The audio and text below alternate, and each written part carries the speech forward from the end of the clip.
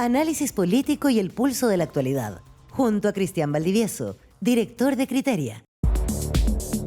Sí, 8 de la mañana con 32 minutos. Saludamos a Cristian Valdivieso, director de Criteria, que está con nosotros aquí en el estudio para hablar sobre la actualidad, sobre lo que está pasando.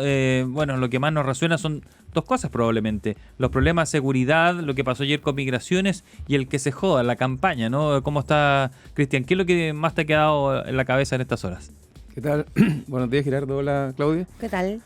A ver, yo creo que se ha ido conformando o asentando esta idea de que el proceso ha sido bien un fracaso al final del día, no solo desde el punto de vista de que no se llegaba a un gran acuerdo, sino que hoy día estamos en una discusión que no tiene nada que ver con los contenidos constitucionales. O sea, si uno mira la campaña, polarizante, pero además si uno mira la campaña llega a ser irrisoria. Es decir, yo creo que cualquier persona de derecha que siempre defendió la Constitución del 80, hoy día mira la campaña de la favor y yo creo que se mata de la risa de alguna manera si es que no se avergüenza de lo que está viendo. Y al revés, la gente del oficialismo que tanto criticaba la Constitución del 80 hoy día mira una campaña que dice, oye, en contra para que Chile le vaya bien, en contra porque quiero tener asegurado por una pensión digna, por una mejor salud. O sea, todo esto es de un nivel de inverosimilitud tan grande que hace que evidentemente estemos con estos niveles de desconexión de la sociedad. Entonces, estamos, creo yo, hoy día si tú me preguntas qué me llama la atención, estamos en un absoluto paréntesis entre lo que está pasando hoy día, lo que va a pasar el 17 de diciembre, el día del plebiscito, y qué es lo que va a venir después. Y eso creo que que es lo que es interesante de empezar a mirar, de tratar de entender, porque esto claramente ya fue. Ya fue, claro, ya fue, pero finalmente se tiene que ratificar en ese ya fue. Ya fue en el sentido de generar en la ciudadanía el interés por qué implica, qué significa una nueva constitución, dónde estarían los cambios. Pero también estamos viendo que, y lo decía Pepe Out, se lo comentaba a Gerardo hoy de la mañana, que decía que esto dejó de ser un plebiscito y pasó a ser una elección. Entonces me pregunto, bueno, ¿qué es lo que finalmente se va a empezar a elegir? ¿Qué es lo que se va a elegir el próximo 17 de diciembre? ¿Será que la ciudadanía se va a mover más bien por ahí, como si fuera un giro presidencial o un gallito oposición-oficialismo? ¿Terminaremos como en esa disyuntiva? Fíjate que yo todavía lo veo difícil, Yo creo más bien que esto sigue siendo algo donde la ciudadanía tiene que elegir entre qué es lo menos malo. ¿Cuál es lo que considera que es menos malo en adelante? No qué es lo más bueno. Y por lo tanto aquí no hay esperanza centralmente, sino que más bien hay desinterés, pocas ganas de informarse y la definición de qué es lo menos malo. Y creo yo que al final del día esto se da en las siguientes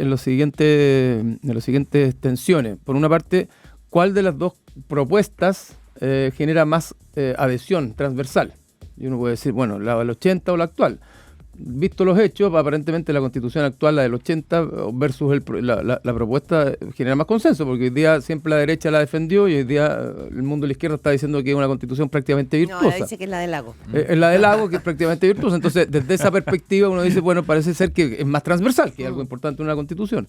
Y segundo, ¿cuál de las dos ofertas, la propuesta que hay hoy día o la Constitución actual, genera más estabilidad en el sentido de cerrar por más tiempo el proceso? Yo creo que ahí hay que tomar una decisión en función de eso, pero no tiene mucho que ver esto con lo presidencial. Tampoco creo que esto vaya a lograr poner al gobierno en el paredón, porque aquí lo que está en el paredón es la clase política y por lo tanto lo que la campaña de la favor debiera trabajar o está trabajando hasta ahora el último tiempo es más bien subirle el costo o votar en contra, porque hoy día la sensación en general de la sociedad es que votar en contra no tiene ningún costo y al revés, puede tener la ventaja de pegarle una buena bofetada a esta clase política que lleva 4 años en este tema que nos tiene hoy día entre paréntesis. Y la calidad de la campaña no ha sido buena. Y ya no fue sobre el contenido del texto, ya no hablamos de eso ya. Por más que con medios como Pauta lo hacemos, traemos a los expertos, hablan del texto, pero probablemente la gente se guía por otra cosa, ¿no? Por el folleto que ayer dice que los narcos van a quedar todos libres con la nueva o que se jodan todos, etcétera. Pero, perdona, sí, la gente, pero llevémoslo al máximo nivel conceptual y académico. Los constitucionalistas hoy día, si son o se han definido históricamente de centro izquierda o izquierda, dicen que van en contra. Si se han definido de centro derecha o derecha, dicen que van a favor. O sea, no es solo la gente la que se ha polarizado, sino que es la clase política y también los intelectuales y los académicos, que al final del día no están mirando el texto, o sea, o lo miran desde su prisma político, más desde un prisma eminentemente constitucional. Y desde el punto de vista de la estrategia, que más allá que ya dijimos lo pobre que es, que tú lo has descrito y probablemente hay coincidencia en eso, transversalidad, que es mala, son malas las campañas. ¿Cuál está logrando mejor su objetivo, porque al final la estrategia es que, nos guste o no, tiene un objetivo, que es ganar. ¿Cuál siente que está yéndole mejor en eso, más allá de que ya estaba desde antes la pista difícil para el a favor? A ver, yo creo que las dos campañas no tienen nada que ver con los temas constitucionales, están tratando de apelar a un electorado para invitarlo a votar por algo que no es lo que tiene que ver con el tema electoral. Ahora, evidentemente, en una campaña, cuando tú partes de una campaña y tiene una opción que según las encuestas va 20, 25 puntos arriba, que necesita salir a confrontar, que necesita salir a hacer campaña, y eso lo ha hecho a favor, y de alguna manera el que se joda antiguo y todas aquellas cosas que uno dice polarizan, que no tienen nada que ver con lo que uno esperaría del uno para uno que nos una y todas esas cosas, pero de alguna manera le pone más pimienta a una campaña que está muy flaquita, muy desenergizada, y por lo tanto la pone más en la palestra. Hay un punto en la decisión, te lo pregunto porque tú estuviste en Argentina, la decisión que es política de incorporar o inyectar la palabra se jodan en una campaña, me llama la atención porque finalmente no es solamente exportar. En Chile nadie te dice jodete, no existe la palabra, realmente está importada. Inyectar la palabra que se jodan es inyectar también un sentimiento que estaba muy presente en mi ley, ¿no es cierto? Un resentimiento, una distancia, un desdén con el otro y la bronca. La bronca, la rabia. La bronca, la rabia. A mí en ese sentido me parece una luz amarilla, no solo como un mecanismo de campaña, sino que es como inyectar algo que probablemente después se queda en la política, porque ¿no? son líquidos que entran al torrente sanguíneo de las sociedades. ¿Qué opinas de eso? Sí, yo tengo una opinión parecida. Ahora, la campaña hay que mirarla desde dos perspectivas. Una es la estrategia de largo plazo y otra es la de corto plazo, ¿no? Y en esta campaña de corto plazo lo que están intentando con esto es meter una emocionalidad que no estaba asociada con la campaña o que no estaba vinculada a la campaña para poder producir un punto de inflexión en una decisión de voto. Entonces, una cosa es el publicista que tiene que hacer su pega para que digan que se acuerdan de la campaña, que la vieron, que la recordaron y que algo está pasando, y otra cosa es la estrategia política o la mirada más de largo plazo que uno tiene que tener respecto a la responsabilidad con el país.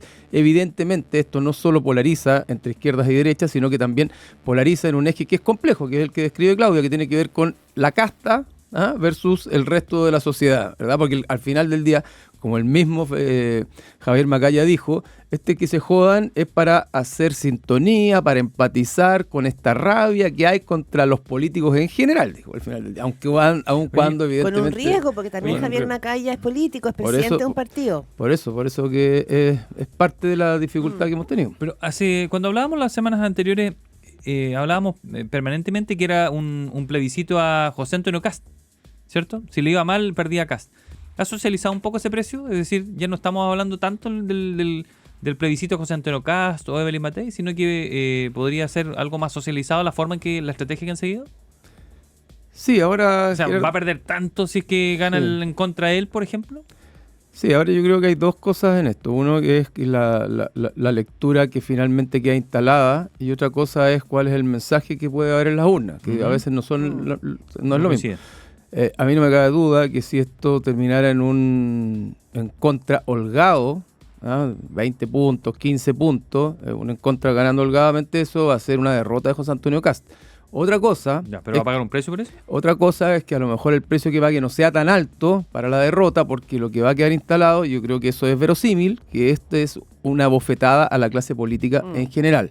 Mi interpretación es que un en contra holgado es una bofetada, es un parelé a la clase política en general, con una lectura, con un subtexto evidentemente de que Republicanos también quedó metido en esta misma bolsa de aquellos que no fueron capaces de hacer la pega. Pónganse las pilas, señores. Pónganse las pilas, exactamente. Hay otro punto ahí que tiene que ver con las encuestas, porque estamos hablando del a favor y en contra, estamos diciendo por qué el a favor finalmente ha ido tratando de ponerle musculatura, ¿no es cierto?, a su postura. Que desde Republicano hay quienes dicen que las encuestas que ellos están manejando les va mostrando que hay un acercamiento, que se va empatando. Hay encuestas de empresas extranjeras que también lo habían ayudado en la elección anterior. Tú trabajas en encuestas, tú haces encuestas, pero además estás mirando las otras.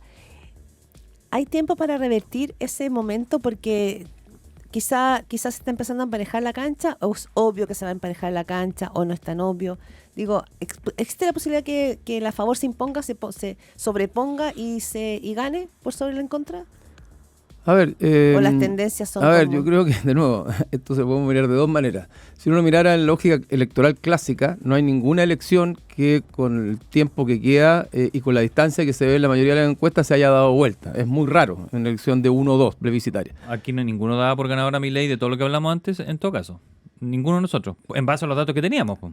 Claro, bueno, por eso... Pero sabíamos que estaba súper estrecha la elección. Al final, pero bien al final, la última semana. Está bien, pero lo que pasa es que el viernes antes de la elección ya mucha gente daba a Milei, incluso a la encuesta, pero nunca hubo, Gerardo, una distancia como la que se ha visto ahora. Eso es lo que te quiero plantear. Uh-huh. Entonces, cuando se ve esa distancia, históricamente es muy difícil que se dé vuelta porque son posiciones políticas muy asentadas. Ya. Lo que pasa hoy día es que todo eso que nosotros teníamos como escenarios sólidos hoy día son líquidos y lo que importa hoy día al final del día son las emociones que se imponen en la última milla, en el último minuto, incluso entrando a la urna. Por eso que están...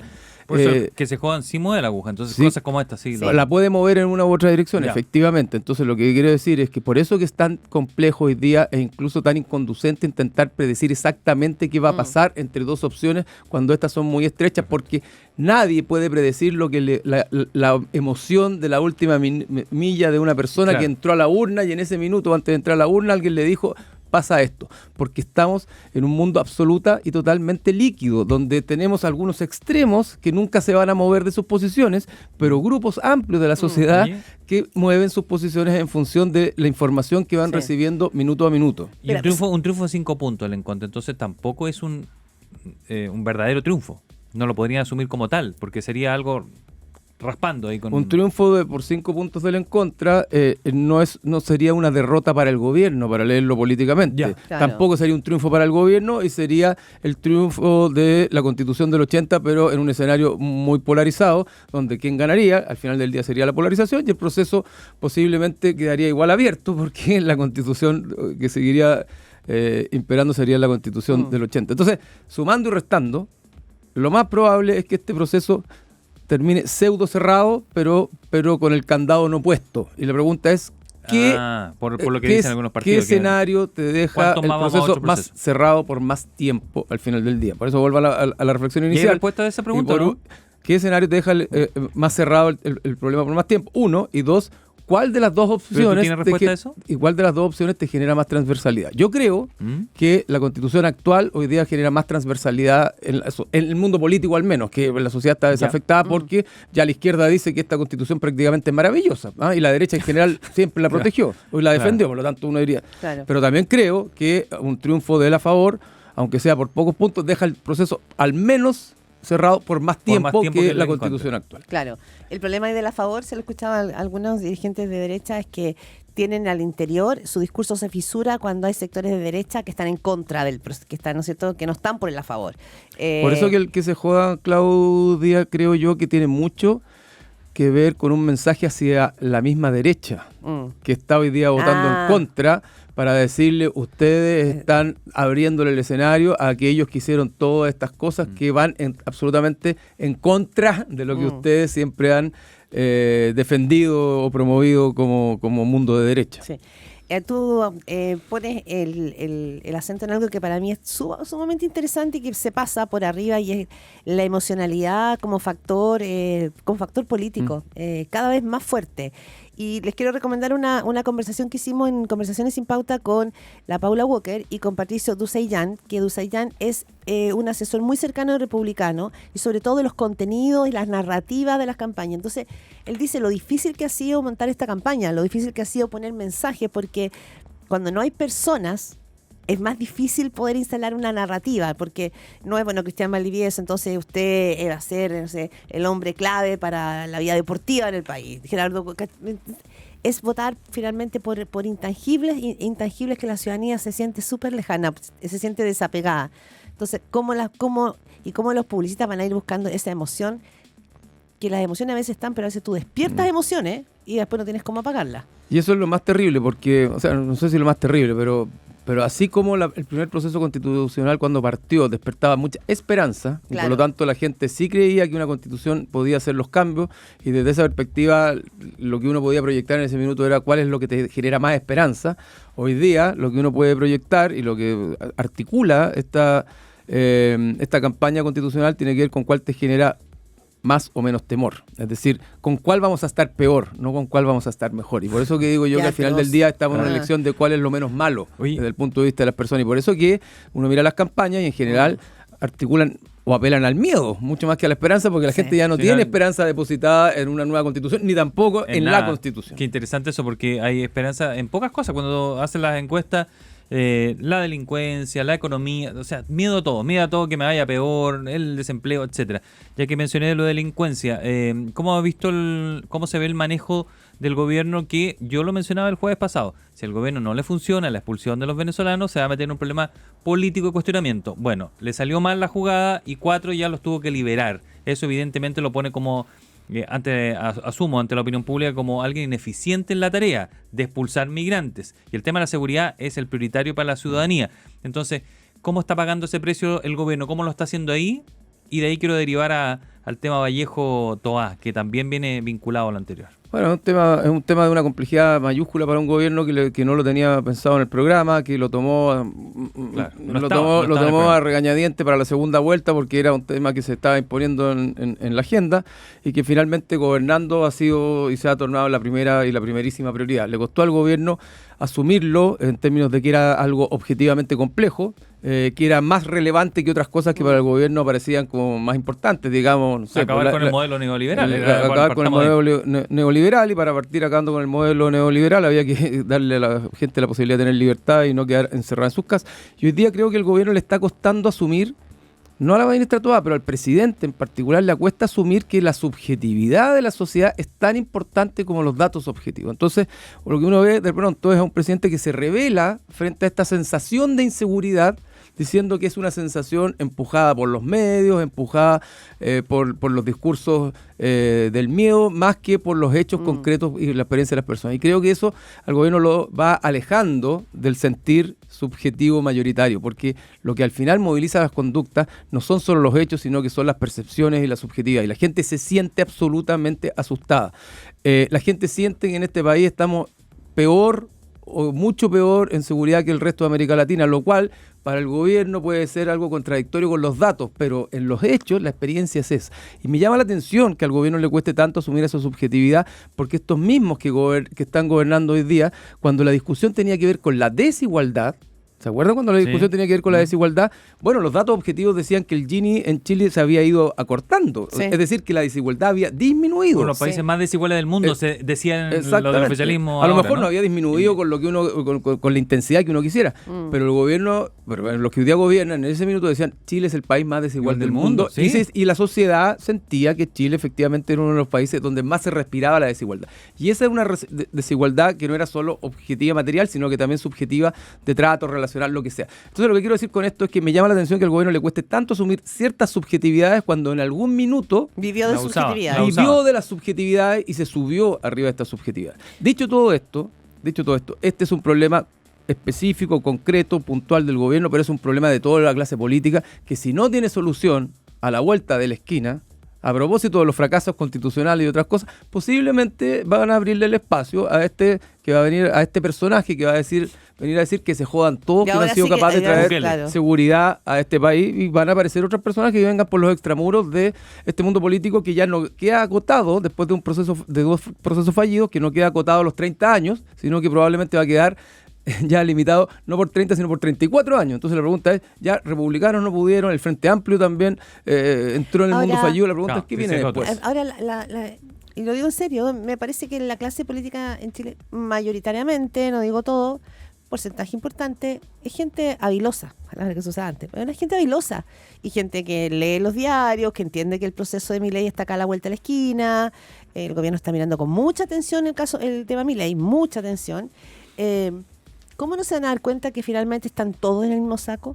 ¿Cómo no se van a dar cuenta que finalmente están todos exponiéndose a un cambio de tendencia de la sociedad chilena de querer finalmente buscar a gente que no sea política, no importa, se instaló la frivolidad, porque yo pongo el arco completo, digamos, ¿no? Como que lo dicen, pero no lo hacen, como que saben, uy, aquí va a venir un populismo desde afuera, lo dicen en las declaraciones, pero como que estuvieran hablando de otra persona, Como no de ellos. hace poco decíamos que Chile no iba a tener nunca inflación, decíamos Claro. que Chile estaba fuera de América Latina porque tenía crecimiento económico asegurado, que en Chile los niveles de delincuencia eran mucho más bajos y que jamás íbamos a tener crimen organizado, que Exactamente. el narco, nosotros estábamos blindados por el narco. Bienvenido a América Latina. Yo creo que al final del día las expectativas y las motivaciones de corto plazo terminan matando el mediano y el largo plazo y estamos en una situación compleja y de riesgo. Yo creo que no tiene que ver con inteligencia, sino que tiene que ver con intereses de corto plazo en una lógica o dinámica política hiperfragmentada como la que estamos viviendo hoy día y donde al final del día importa poco lo que pueda pasar mañana, sino que cuál es la utilidad que yo hago ahora concretamente. Analizamos la actualidad con Cristian Valdivieso, director de Criteria. Te quería preguntar una derivada, nos quedan 2 minutos con respecto a eso, que se ha expuesto demasiado Carolina Toá y Camila Vallejo ha tomado palco. Pepe Out dice, es evidente que es la madre de todas las batallas en cuanto a primaria de mujeres que se va a dar presidencial, es decir, ese escenario el que está como telón de fondo. ¿Cómo ves el rol y el cuestionamiento que ha ido creciendo el socialismo democrático de Camila Vallejo? Yo tengo la impresión de que esta es una tensión que tiene más largo plazo todavía, que no tiene que ver solo con la carrera presidencial. Es lo que te decía recién, la fisura en los dos almas del gobierno. Claro, que tiene que ver con la fisura de los dos almas del gobierno y también tiene que ver con que Camila Vallejo es la última que va quedando acompañando al presidente de la generación dorada. De la generación dorada, que algunos hoy día ya plantean que es la generación de bronce, pero igual tiene una presea, como se podría decir.